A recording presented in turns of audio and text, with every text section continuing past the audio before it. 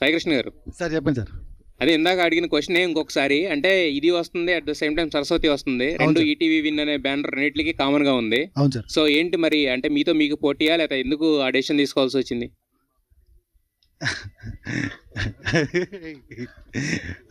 అదే అండి, రెండు మంచి సినిమాలు ఒకే రోజు చాలా రోజులు అయిపోయింది కదా, చూద్దాం అసలు ఎలా ఉంటుందని.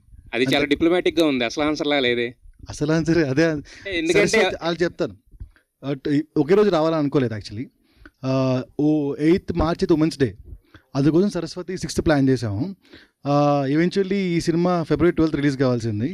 సో తర్వాత శ్రీ విష్ణు గారి సినిమా, తర్వాత ఏ భగవాన్ సినిమా అన్నీ పోగా 6th డేట్ కనిపించింది.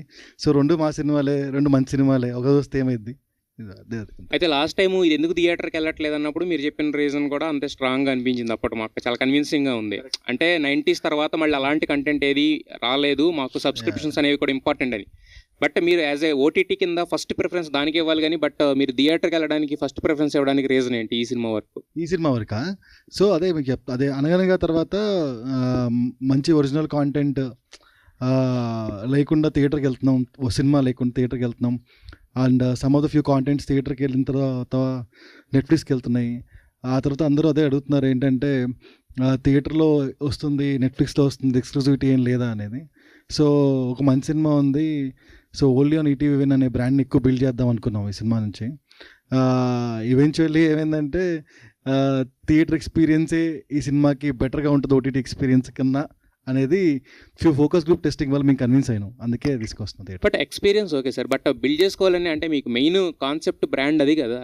అయితే సిరీస్ ఎక్కువ తీద్దాం అనుకుంటున్నాం, ఇంకా దానికైతే చాయిస్ లేదు కదా, సిరీస్లతో బిల్డ్ చేద్దాం. సిరీస్ అయితే చాయిస్ లేదు, అడగరు కదా ఇంకా సినిమాకి తీసుకెళ్ళమని థియేటర్కి. శివాజీ గారు సార్ ఇటు సార్ చాలా కాలం తర్వాత ప్రొడక్షన్ చేస్తున్నారు కదా, అప్పటికి ఇప్పటికి ఎలా అనిపిస్తుంది ప్రొడక్షన్? ఎందుకంటే చాలామంది ప్రొడ్యూసర్స్ చాలా మాట్లాడుతున్నారు, ప్రొడక్షన్ ఇలా ఉంది అలా ఉంది, ఈ ఇబ్బందులు ఆ ఇబ్బందులు, చాలామంది సైలెంట్ అయిపోతున్నారు కూడా కదా. అంటే నాకైతే ఏమీ అనిపించలేదండి. నాకు టాటా బిర్లా మధ్యలో నుంచి నాకు ఎక్స్పీరియన్స్ ఉంది సినిమా మేకింగ్ మీద. నాకైతే పెద్దగా డిఫరెన్స్ ఏమి అనిపించలేదండి. టెక్నికల్గా మారిందే తప్ప మేకింగ్ సైడు ప్రొడ్యూసర్గా దగ్గరుండి చూసుకుంటే నాకు అప్పుడు ఇప్పుడు నాకైతే పర్సనల్గా ఏం అనిపించలేదు సార్. అంటే ఈటీవీ విన్ అప్రూవల్ ఉండటం వల్ల కొంచెం ఈజీ అయిందంటారా ఫైనాన్షియల్గా కూడా? డెఫినెట్గా కదండి, మనకు ఒక సినిమాని కొనేశారు అని అంటే ఆ ధైర్యం వేరు కదా, ధైర్యం వేరు. ఇంకోటి, నేను ఈ సినిమాని థియేటర్లోనే గట్టిగా నమ్మాను నేను. అందుకే కాన్ఫిడెంట్గా వాళ్ళు ఇచ్చిన డబ్బుల గురించి అంతవరకే కాకుండా దాన్ని ఎక్స్పాండ్ చేసి, నేను ఒకవేళ ఏదైనా దెబ్బ కొట్టినా కూడా భరించగలిగే స్థాయిలో దీన్ని ఎలాగైనా తీయాలి అనే ఉద్దేశంతో ఎక్కడ కాంప్రమైజ్ కాకుండా నేను ఈరోజు మీ అందరి ముందు గర్వంగా చెప్పగలనండి, ఈ సినిమా మీరు మన తెలుగులో కానీ తమిళ్లో కానీ తీసే బిగ్ సినిమాస్ తోటి ఆ క్వాలిటీ తోటి ఏమాత్రం తగ్గకుండా మాత్రం చేశానండి, అదైతే గ్యారంటీ. సో దానివల్లే నాకు కొంచెం డేస్ పెరిగినాయి, వాళ్ళు ఇచ్చిన దానికన్నా నాకు డేస్ కొంచెం ఎక్కువ పెరిగినాయి. ఇంకా మిగతా టెక్నికల్ సైడ్ మాత్రం టూ మచ్ స్ట్రాంగ్గా ఉంటుందండి సినిమా. మనం సినిమా ఎలా ఏ రేంజ్లో హిట్ అవుతుంది ఏమవుతుంది ఇదంతా కూడా ఆడియన్స్ పోయిన తర్వాత చెప్పాలి. బట్ ఇది మన కాన్ఫిడెన్స్ మాత్రం, ఏది సినిమా బాగుంది అనేది మన కాన్ఫిడెన్సు. మన చుట్టూ ఉన్న 10 మంది సినిమా చూసి సినిమా చాలా బాగుంది, థియేటర్కి రాలేదనేది లోపల లావా పొంగుతున్నా కూడా ఒక ఎథిక్స్ ఉంటాయి కదా. నాకు ఒక రీఎంట్రీ ఇచ్చిన ఒక సంస్థ, మనం ఇలా పోదాం, పైగా వాళ్ళు అన్న గొప్ప మాట కూడా ఏంటో తెలుసు, మీరు పెట్టింది మీకు మళ్ళీ వచ్చేస్తుంది, దాని గురించి ఏం ఆలోచించవద్దని కూడా చెప్పారు. సో ఇంత బాగా ఇంత గొప్పగా ఎవరు చెప్తారు చెప్పండి? మేము ఇచ్చింది ఈ బడ్జెట్లో సినిమా తీయాలి, నువ్వు తీస్తానన్నావు, అయిపోయింది, ఇంకా నీకు మాకు నీ దోల నువ్వు తీసుకున్నావు, ఇలా అనలేదు. సో అటువంటి కంపెనీలో నేను ఎదురు మాట్లాడేది ఉండదండి, ఎప్పటికీ ఉండదు. నేను చివరి వరకు ఉండదు ఆ కంపెనీ దగ్గర మాత్రం. సో నాకైతే మార్పు ఏం కనపడలేదు నిశాంత్ గారు మేకింగ్లో. All the best. Thank you అండి. శివాజీ గారు, ఫస్ట్ టైం మీరు ప్రెస్ మీట్ పెట్టి అది అనౌన్స్ చేసినప్పుడు ట్రైలర్ ఇదేంటి ఇంత మంచి కంటెంట్ని ఇలా వెళ్తున్నాడు అనుకున్నాం. లక్కీగా ఆ రోజు అనిల్ లాంటి ఒక పాజిటివ్ పర్సన్ రాబట్టి ఇమ్మీడియట్గా ప్రివ్యూ చూసేసి ఇమ్మీడియట్గా మీకు ఇలా మారింది. మీరు కనుక ప్రొడక్షన్ చేయకపోతే ఇప్పుడున్న బడ్జెట్లో ఈ సినిమా జరిగేదా ఇప్పుడున్న సిచ్యువేషన్స్లో? ఖచ్చితంగా కాదండి, 100%. ఈ సినిమా ఒక 6 కోట్ల దాకా అయ్యేది గ్యారంటీగా. నేను చూస్తున్నాను కాబట్టి, నేను సినిమాలు చేస్తున్నాను కాబట్టి ఒక 5.5 నుంచి 6 కోట్లు గ్యారంటీగా అయ్యేదండి. బికాస్ ఇక్కడ ఏంటంటే మనము దగ్గరుండి చూసుకున్నప్పుడు, మనం పిల్లల్ని దగ్గరుండి చూసుకున్నాం అనుకోండి, ఏమైద్ది, మన కంట్రోల్లో ఉంటారు. మనం వాళ్ళని స్కూల్కి పంపించేసాం, మన ఫీల్ అయ్యి మన దారిని మనం ఎరా వచ్చావా ఇంటికి అని అడిగితే వాడు వచ్చాననే చెప్తాడు. అంటే ఎందుకంటే నాన్న లేడు అక్కడ. ఎరా వచ్చావా అంటే అర్థం ఏంటి, ఎరా ఇంకా రాలేదంటే వాడు టెన్షన్ పడతాడు, కానీ వచ్చావంటే అదే డిఫరెన్స్ అండి, ఏముండదండి. ఎప్పుడైనా వేసుకున్న బడ్జెట్ కొంచెం అటు ఇటు అవుతుందే, కానీ బీభత్సంగా అయితే మాత్రం అవుదంటే నేచరు సపోర్ట్ చేయక మిగతా కారణాలు ఉండొచ్చు. గట్టిగా మేనిఫెస్ట్ చేసుకున్నట్టున్నారు. ఈ సినిమా వల్ల నాకు తెలిసి ఒక్క సుధీర్ గారికి లాభం అండి. మిగతా వాళ్ళందరికంటే ఇప్పుడు ఈటీవీ వాళ్ళకి ఏమవుదు, వంశీ గారికి ఇంకో 4 సినిమాలు చేస్తారు, మీరు చేసుకుంటూ ఉంటారు. ఇదే మాట నేను అన్నాను తనతోటి, నువ్వు చాలా లక్కీ ఫెలో అయ్యా, ఈ సినిమాకి మాత్రం నువ్వు చాలా అదృష్టవంతుడివి. అది ఈ ఓటీటీలో అయినా అదృష్టవంతుడివే, ఇక్కడ డైరెక్ట్ థియేటర్లో. ఓటీటీలో తీయటం వేరు శివాజీ అన్న, ఎట్టి పరిస్థితుల్లో ఓటీటీలో రిలీజ్ అయిన సినిమాలన్నీ సితార్లు అడ్వాన్స్లు ఉంటే డైరెక్టర్లకి భలేవాడు. నా పాయింట్, థియేటర్కి వచ్చే ఆడియన్కి ఉండే మజా వేరే. మీరు చెప్పినట్టు ఆ దర్శకుడికి, ఏ దర్శకుడికైనా థియేటర్లో తన పేరు చూసుకోవటం వేరు, ఓటీటీలో పేరు చూసుకోవటం వేరు. సుధీర్ గారి ఎక్స్పీరియన్స్. డెఫినెట్గా అండి, థ్యాంక్ యూ ఫస్ట్ అది అన్నందుకు. మీరు అన్నట్టు థియేటర్లో పేరు చూసుకోవడం ఎమోషన్, చిన్నప్పటి నుంచి అది చూసే ఇంత దూరం వచ్చాం కదా. సో సడన్గా టీవీకి వెళ్ళిపోతున్నప్పుడు చిన్న డిసప్పాయింట్మెంట్ డెఫినెట్గా ఉంది. బట్ తర్వాత ఇందాక నేను చెప్పినట్టుగా ఒక మిరాకిల్ లాగా జరగటం, సో ఈరోజు అగైన్ మళ్ళీ నేను థియేటర్లో నా పేరు నేను చూసుకుంటున్నాను అన్నప్పుడు చాలా హ్యాపీగా ఉందండి. దాంట్లో డెఫినెట్గా అది హ్యాపీ మూమెంటే. అలియానా, ఏమన్నా రంజాన్ మాసంలో ఏదన్నా మంచి న్యూస్ చెప్తారేమోనని, అంటే టాలీవుడ్లో హాలీవుడ్ ఎంటర్టైన్మెంట్ అని చెప్పి ఒక బ్యానర్ స్థాపించి ఒక మంచి సినిమా తీశారు, అందరూ బాగుండాలి అందులోనే ఉండాలని. అది కూడా ఒక పాజిటివ్ ఫీలింగ్ తీసి మళ్ళీ ఆపేశారు. ఈ రంజాన్ మాసంలో ఏదన్నా కొత్త అనౌన్స్మెంట్ చేస్తారేమోనని. చెప్తా, ఇది రంజాన్ కదా, బక్రీద్లో అడుగు చెప్తారు. Thank you. శివాజీ గారు, సార్ ఇప్పుడు కోర్టు సినిమాతో మీరు టోటల్గా మంగపతి అయిపోయారు.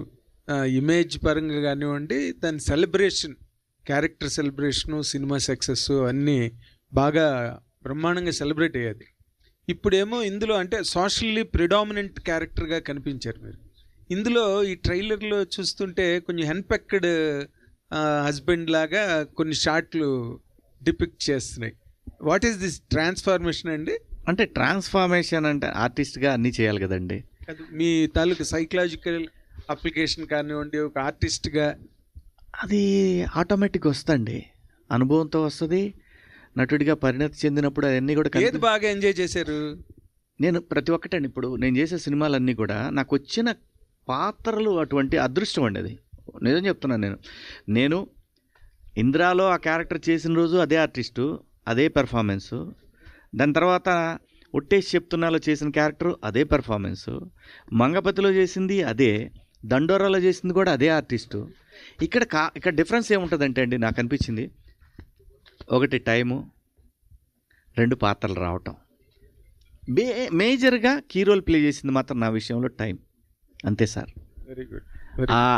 ఆ చిన్న లక్ ఫ్యాక్టర్ అనేది నాకు వర్కౌట్ అయింది అనిపించింది. Very good, congratulations, all the best. Sai Krishna garu sir చెప్పండి సార్. ఇప్పుడు మొట్టమొదట this film was made for OTT అంటే, బట్ ఆయన అడిగింది థియేటర్కనే, but it was later altered for OTT. Right sir. Okay, తర్వాత మళ్ళీ అనిల్ రావిపూడి గారు లాంటి ఒక పెద్ద డైరెక్టర్ వచ్చి ఇది థియేట్రికల్ ఫిల్మ్ అనగానే that became a theatrical film. Not completely true. అదే కదా ఇప్పుడు డిస్కస్ చేస్తున్నది. అనిల్ గారు చెప్పిన తర్వాత మనం ఒక 4-5 ఫోకస్ గ్రూప్ టెస్ట్ చేసినాం. ఆ ఫోకస్ గ్రూప్స్ కూడా అదే లెవెల్ ఆఫ్ ఎక్స్పీరియన్స్ని చేసిన తర్వాత we decided that. Was it not done before? No, it was decided before to do it in OTT because after Rajavich Rambe, after the ETV and Netflix collaboration, we thought of doing it for OTT ane. Okay. Yeah.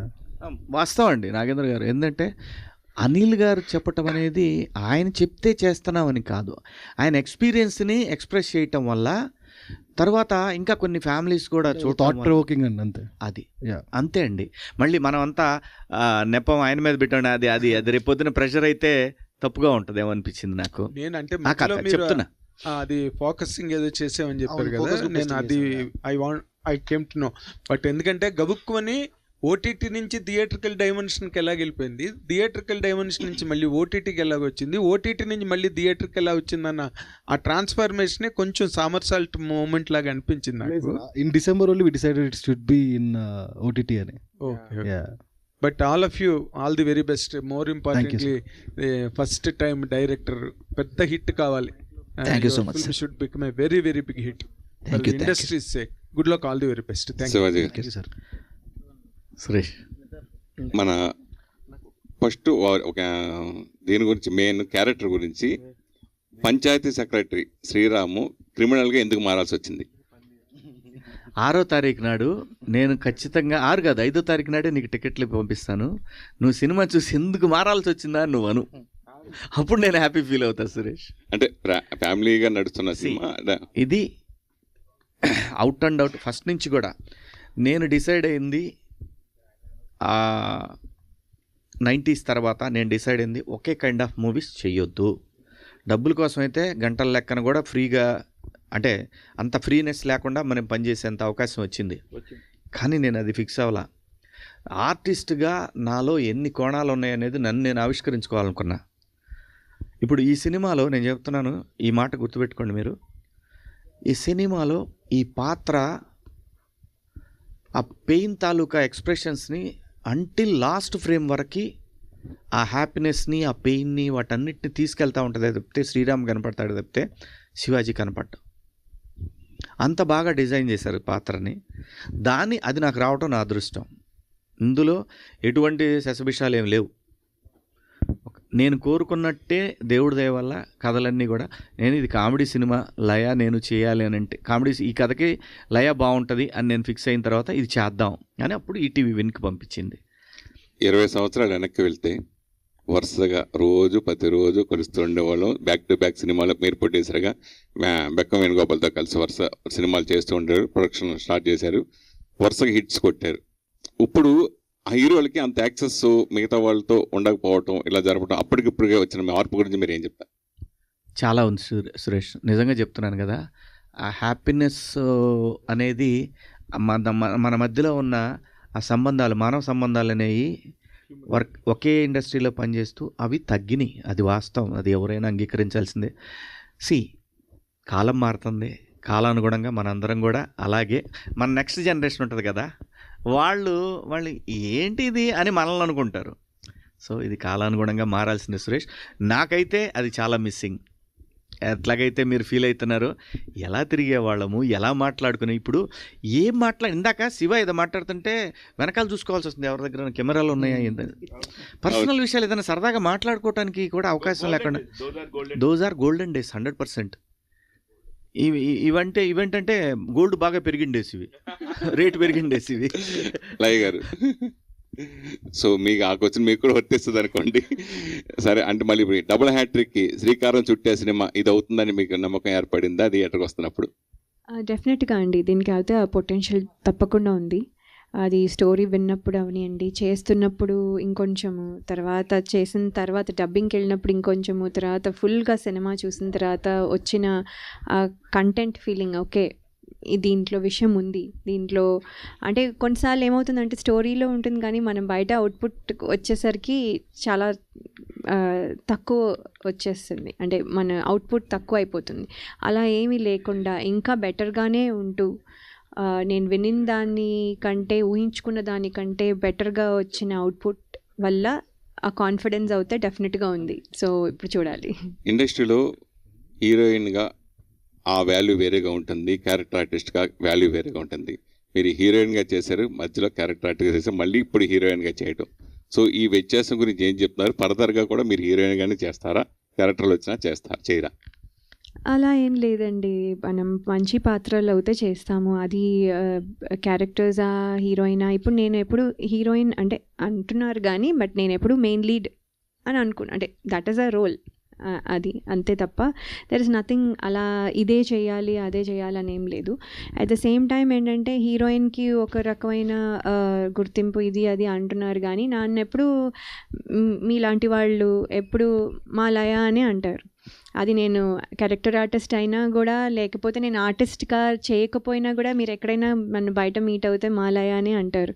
So ఆ పేరు తెచ్చుకున్నాను. ఆ పేరు ఇంకా కొత్త media people వాళ్ళతో కూడా continue అవ్వాలి అని కోరుకుంటున్నాను. అది చాలండి. ఇంకా హీరోయిన్ లయకి క్యారెక్టర్ ఆర్టిస్ట్ లయకి పెద్ద డిఫరెన్స్ లేదు నా మైండ్లో అయితే. మామూలుగా ఒక సినిమాకి ఓ బడ్జెట్ ఉంటుంది, అలాగే సీరియల్స్కి ఒక బడ్జెట్ ఉంటుంది, అలాగే ఓటీటీ ఫిలిమ్స్కి ఒక బడ్జెట్ ఉంటుంది. దాన్ని బట్టే హీరోయిన్స్ కానీ క్యారెక్టర్ ఆర్టిస్ట్ కానీ రెమ్యునరేషన్ తీసుకుంటారు. నిజం చెప్పండి, ఈ సినిమా మీరు ఓటీటీ రెమ్యునరేషన్ తీసుకున్నారు, సినిమా రెమ్యునరేషన్ తీసుకున్నారా? నాకు శివాజీ గారి కోసం చేసిరా ఏంటి ఈ సినిమా రెమ్యూనరేషన్ ఏంటి అనేది కాదులేండి. అంటే what ever I think I deserve he gave it. ఇంక క్వశ్చన్స్ లేవు, ఇదేం లేవు, నెగోసియేషన్స్ లేవు. సినిమా కంటేనా? ఓటీటీ ఎక్కువ తీసుకుంటారు సినిమా కంటేనా? ఈ సినిమా గురించి కాదు, జనరల్లీ చెప్తున్నానండి. యా, సో అలాంటివి ఏమి లేవు. నాకు whatever I deserve he gave it to me. నేను లయ నాకు ఆల్రెడీ తెలుసు, సో ఆల్రెడీ మేము చేసాము కాబట్టి నాకేం తక్కువ చేయలేదు. He has done more than what others did. Vamshi గారు, మీరు ఇండస్ట్రీకి రాకముందు నంది అవార్డ్స్ ఉండేవి, మీరు ఇండస్ట్రీకి వచ్చిందని నంది అవార్డ్స్ లేవనుకుంటా నాకు తెలిసి. ఈ నిషా గారిది ఆ వీడియోస్ నేను రెగ్యులర్గా చూస్తాను. సో నాకు అనిపించింది అనమాట, ఇది family cinema, family entertainment based cinema ఇది. సో ఖచ్చితంగా వాళ్ళతోటి ఎలాగైనా సరే వాళ్ళని ప్రమోషన్కి మాకు ఉపయోగపడేలాగా ఒక వీడియో చేయాలనుకున్నాను. నేను అడిగాను, వాళ్ళు యాక్సెప్ట్ చేశారు ఈ సినిమాకి సపోర్ట్ చేయమని. ఓకే, ఈవెంట్కి అని పిలుచుకొస్తారా వాళ్ళని? ఏమండి? లేదండి, వాళ్ళు రారండి. వాళ్ళు బేసిక్గా ఏంటంటే నా మీద ఉన్న గౌరవంతో యాక్సెప్ట్ చేశారు అంతే తప్ప వాళ్ళు ఏమి డబ్బులు తీసుకొని ఇలా అట్లా కాదు. వాళ్ళు దే ఆర్ ఎనఫ్. డెఫినెట్గా వాళ్ళు మంచి వీడియోలు మంచి కంటెంట్ చేయాలనే ఉద్దేశం అంతే. ఓకే, మీరు ఏదైనా ఒక మంచి అంటే మీరు మాకు హార్టెడ్ ఫుల్ మంచి ఏంటంటే చెప్పేది, మీరు ఏదైనా ఒక మంచి మాట చెప్తుంటారు, అప్పుడప్పుడు సోషల్ మీడియాలో కూడా బాగా ఇది అవుతుంటుంది కదా, అందుకే అడుగుతున్నాను. అంటే ఈ సోషల్ మీడియాలో మీరు కొద్దిగా యాక్టివ్గా ఉంటారు కాబట్టి ఒక మంచి మాట చెప్తారని నేను అడుగుతున్నాను. బేబీ పునర్విక గురించి మీకు తెలిసి ఉంటుంది, మీరు ఏదన్నా ఒక మంచి మాట ఆ పాప గురించి. అదేనండి, నేను యాక్చువల్గా నిన్న వాళ్ళు ఒక నంబర్ పెట్టారు, ఆ నెంబర్కి నేను పే చేద్దామని వెళ్తే ఈ నెంబర్కి ఓవర్లోడెడ్ అయిపోయి వచ్చింది కాబట్టి రేపు ట్రై చేయండి అని అన్నారు. సో దాంతో మార్నింగ్ ట్రై చేస్తే మార్నింగ్ గవర్నమెంట్ ఇచ్చేసింది, గవర్నమెంట్ ఏదో సపోర్ట్ చేస్తుంది, సో కాబట్టి ఇంకెవరు వసూలు చేయట్లేదు అన్నారు. నిజాయితీగా నేను వెళ్ళానండి, నా దగ్గర ఫెయిల్ అయిన అవి ఉంటాయి మనకి ఫోన్పేలో, వాటిలో ఫెయిల్ అయిన ఇవి వస్తాయి. సో ఏదైనా సరే మానవత్వం బతికే ఉంది. నిజంగా చాలా కొన్ని లక్షల మంది రియాక్ట్ అయ్యారు. సో ఇదే కంటిన్యూ అవ్వాలి. మనం మనుషులం, అందరం కలిసి ఉందాం, అందరూ బాగుండాలి, అందులో అందరూ ఉండాలి. అది. Thank you. ఆలి గారు, నీ జీనీ ప్యాంటు చూసి బుల్లెమ్మో పాట దగ్గర నుంచి మీరన్నా మీ పాటలన్నా మీ డ్యాన్స్ అన్నా ఇష్టపడిన వాళ్ళు చాలా మంది ఉంటారు. సో ఎస్పెషల్లీ పాయా సాంగ్ చాలా అద్భుతంగా ఉంది సాంగ్. సో ఆ సాంగ్ ఫస్ట్ విన్నప్పుడు మీకు ఎలా అనిపించింది? అలాగే నిర్మాత బండ్ల గణేష్ చేత డ్యాన్స్ చేయించడం ఒకటైతే, దాంట్లో లిరికల్గా చంద్రబాబు నాయుడు గారి గురించి, మన పవర్ స్టార్ పవన్ కళ్యాణ్ గురించి, వీళ్ళందరి గురించి లిరికల్గా ఉన్నప్పుడు పాట విన్నప్పుడు మీ ఫీలింగ్ ఏంటి? యాక్చువల్గా ఆ పాట తీసుకొచ్చింది నేనే. సో అదే అది చెప్పారులే. ఎస్, అయితే అది ఇక్కడ మనం హిందీలో కాకుండా తెలుగులో దాన్ని తెలంగాణ యాసలో దాన్ని పాట చేసి చేయడం జరిగింది.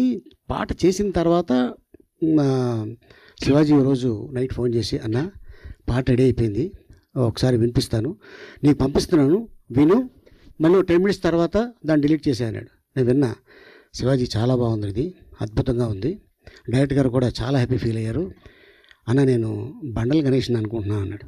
ఒకసారి నువ్వు డైరెక్ట్గా వెళ్ళు అనగానే తను వెళ్ళటం చెప్పటం, ఒక డేట్ ఇచ్చాడు. ఆ డేట్లో తనకేదో ప్రాబ్లం ఉంటే తన సొంత పనుల మీద డేట్ మళ్ళీ మార్చి దాన్ని చేయడం జరిగింది. కుంభవృష్టి అసలు మామూలు కాదు, రామోజీ ఫిల్మ్ సిటీలో వర్షం, ఆ వర్షంలో 2 రోజుల్లో పాట ఫినిష్ అయిపోయింది. డాన్సర్లు సహా టెక్నీషియన్స్ అందరూ ఆ రోజు పాయ తిన్నారు, షూటింగ్ ఫినిష్ చేశారు. చక్కగా 2 రోజుల్లో సాంగ్ అయిపోయింది, ఎడిటింగ్ చేశాడు, సాంగ్ రిలీజ్ చేశాడు. పాయ ఎంతమంది తిన్నారో తెలియదు, కానీ ఈ పాట రిలీజ్ అయిన పాయ చాలామంది తిన్నారు. అంత అద్భుతంగా. For more videos like this, subscribe Big TV channel.